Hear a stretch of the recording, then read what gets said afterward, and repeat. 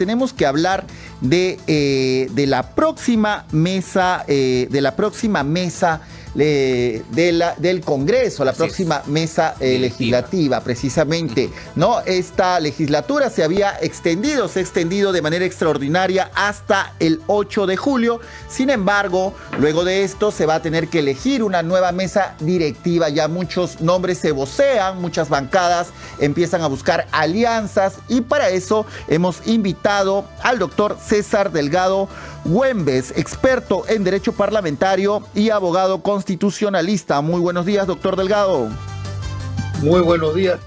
Me permito hacerte una corrección. Mi apellido no es Güemes, no lleva diéresis. Güemes, ok. Delgado Güemes. Ahí está. Delgado Güemes, entonces. Perfecto. Ajá.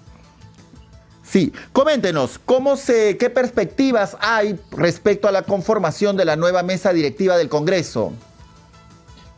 Bueno, la pregunta sobre las perspectivas es una pregunta política. Yo lo que te puedo decir es cuál es el proceso que se sigue para la elección de la mesa directiva.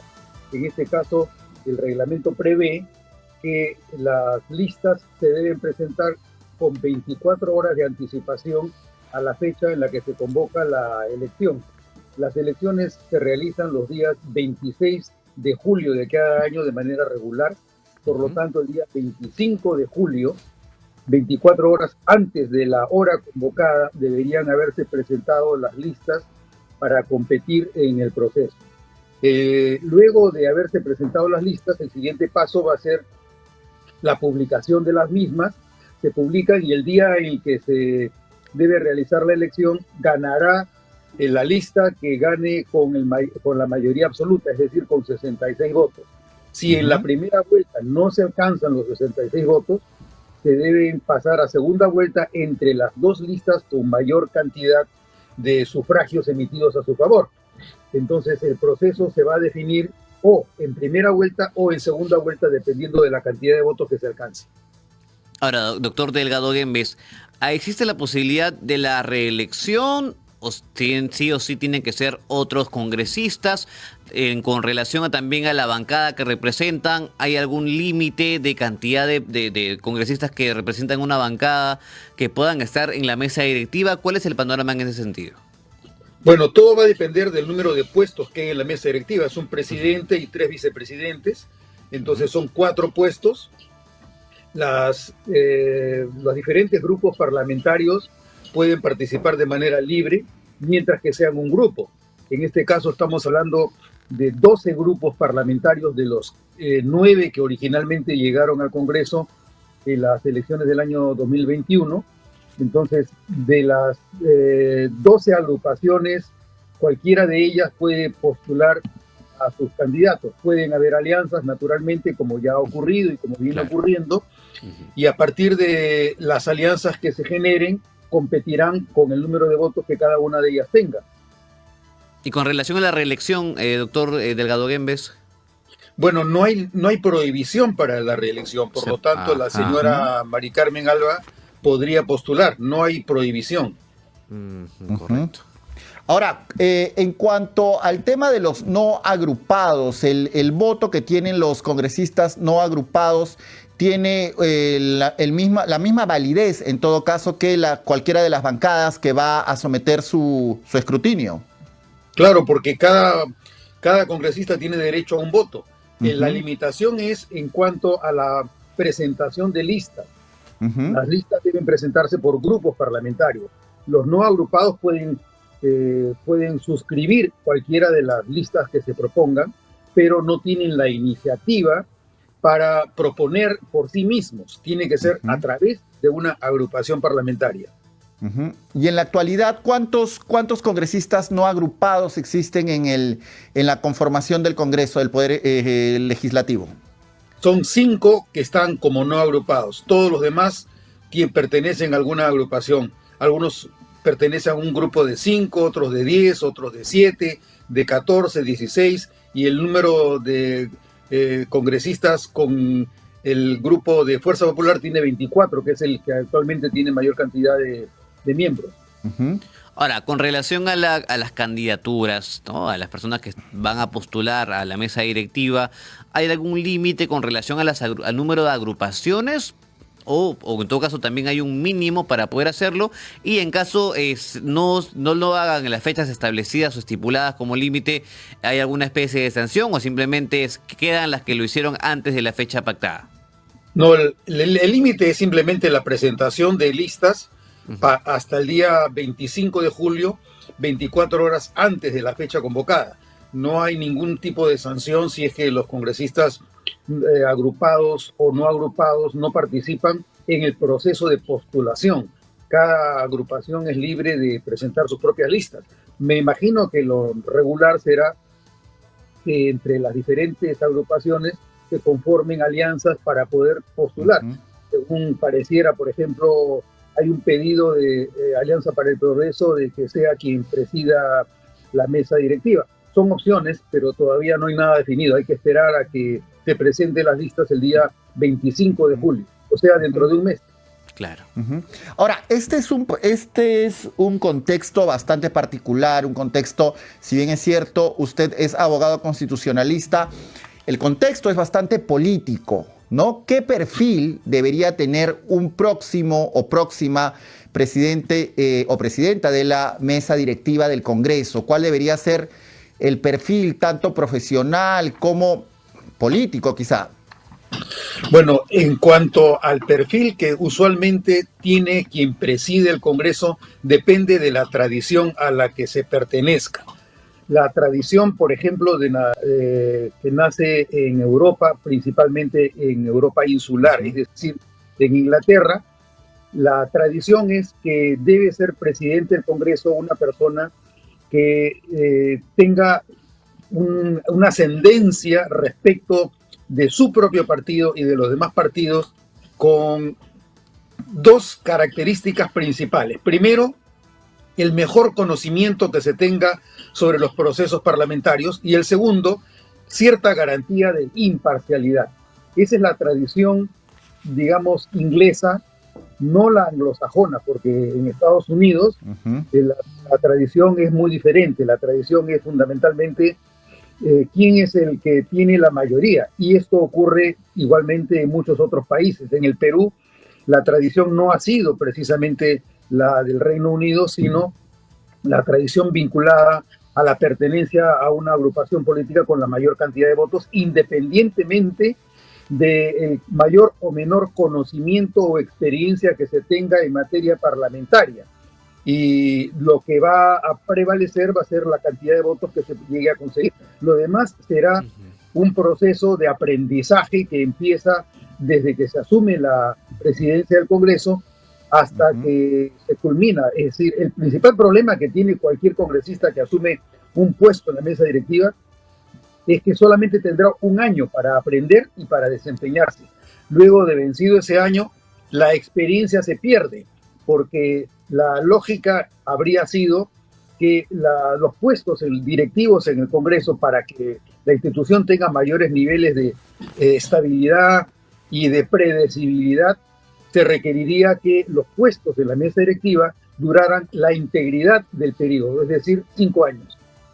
Correcto, bien. 8:13 de la mañana estamos conversando con el doctor César Delgado Guembes, experto en Derecho Parlamentario y abogado constitucionalista.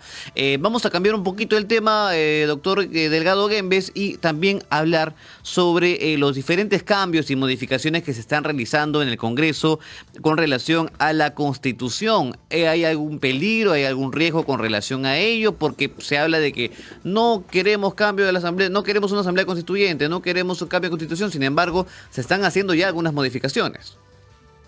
El principal cambio que se está produciendo recientemente es la propuesta de retorno a la bicameralidad, para lo cual obviamente ha sido necesario revisar la integridad del texto constitucional, y esto ha supuesto una propuesta integral, sistemática, de revisión de la Constitución, que ha importado más de 50 cambios en el texto. El número no representa en realidad una reforma total de la Constitución, porque el objetivo fundamentalmente es realizar cuanto cambio sea necesario, de forma tal que una vez que se implante el régimen bicameral, toda la Constitución haya quedado integrada dentro de esta propuesta. Obviamente, cuando tú tienes un Congreso unicameral, las funciones y la organización de todo el Estado debe ser diferente a cuando tú tienes un régimen bicameral. Entonces, esta revisión ha exigido que se replanteen una serie de alternativas normativas en el texto constitucional para que no hayan vacíos ni hayan contradicciones en el texto.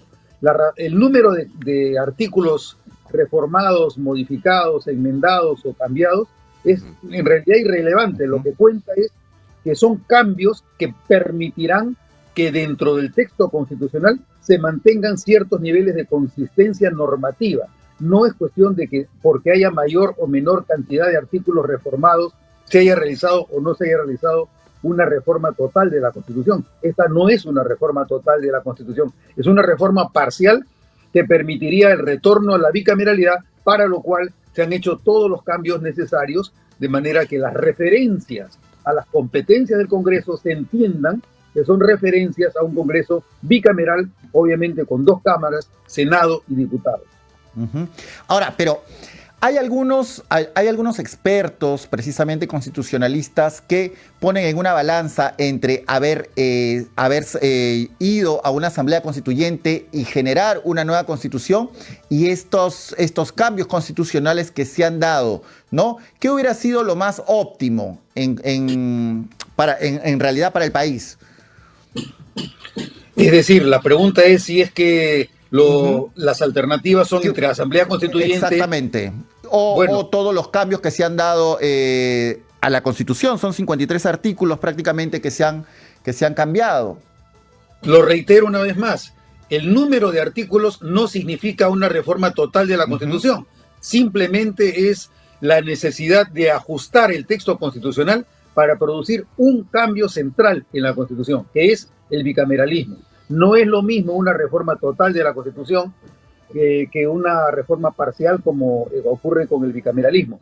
Otra es la situación si es que la alternativa es entre Asamblea Constituyente para que realice una reforma total de la Constitución, o si es que la reforma total la realiza el Congreso sujeta a un referéndum conforme dispone de sus sentencias el Tribunal Constitucional. La pregunta sobre la conveniencia o no de la Asamblea Constituyente creo que ya ha sido más o menos resuelta, porque de acuerdo al texto constitucional lo exigido es que la Asamblea Constituyente tendría que haber pasado previamente por una reforma de la Constitución, la reforma del artículo 206, cosa que ya ha quedado zanjada porque no se ha admitido dentro del Congreso.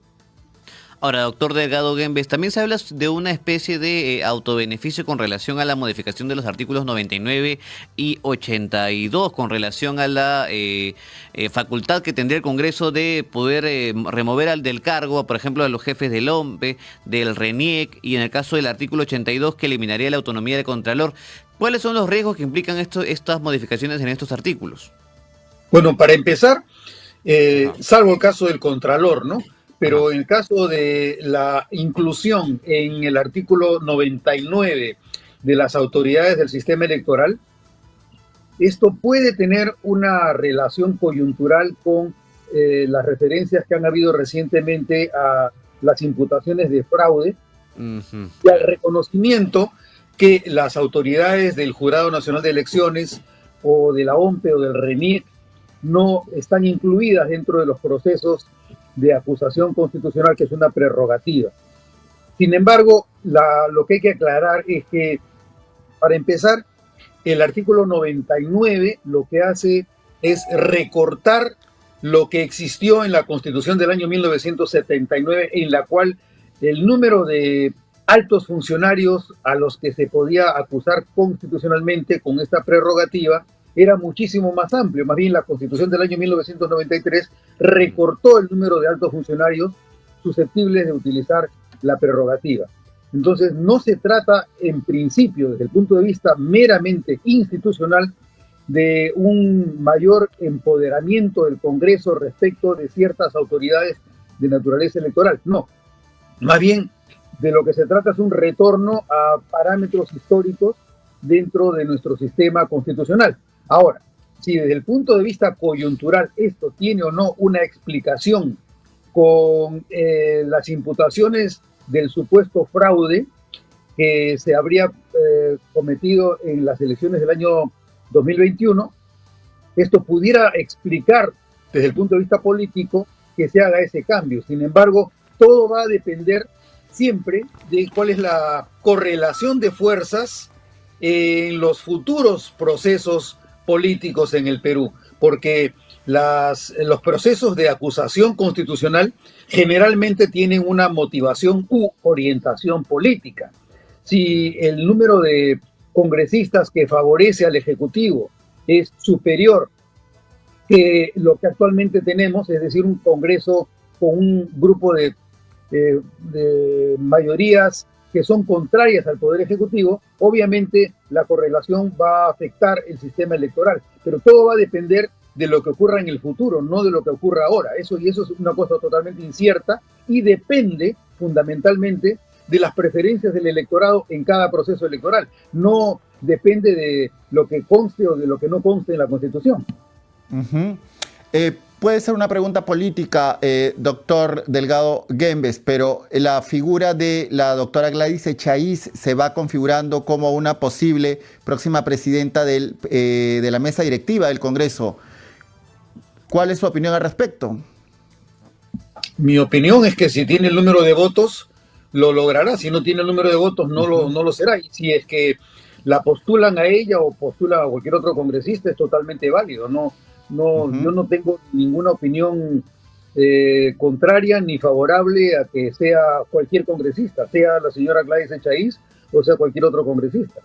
Es totalmente válida la postulación, no está impedida de hacerlo. Correcto, doctor Delgado Guembes. Y ya para finalizar por mi parte, se habla sobre que hay mucha disputa sobre esta nueva mesa directiva porque tienen, o se podría decir, no puedo obviamente afirmarlo, pero se presume de que de allí, obviamente la persona que presida la mesa directiva saldría la próxima o el próximo presidente en caso haya una especie de vacancia o cambio de presidente de la República. En ese sentido, usted mencionaba hace un momento el perfil que debe tener el presidente o presidenta de la mesa directiva del Congreso. Tendría que ver mucho con relación a las alianzas de las bancadas. Por ejemplo, en una sola agrupación que va a postular a la mesa directiva, ¿podrían haber solamente miembros de una sola bancada? ¿Es posible ello? ¿Es constitucional? Sí, perfectamente constitucional. No hay ningún impedimento. Cualquier partido tiene derecho a hacer una postulación.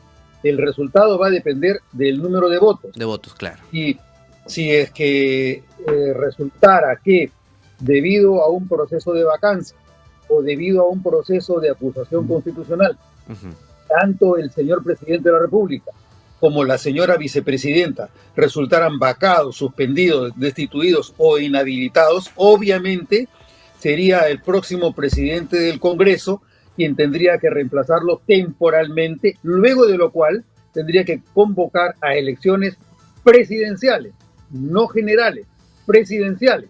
De acuerdo a nuestro sistema, es lo que correspondería. No serían elecciones generales porque la razón de la elección general que ha ocurrido en el año 2001, tanto como en el año 2021, fue consecuencia de situaciones explícitas.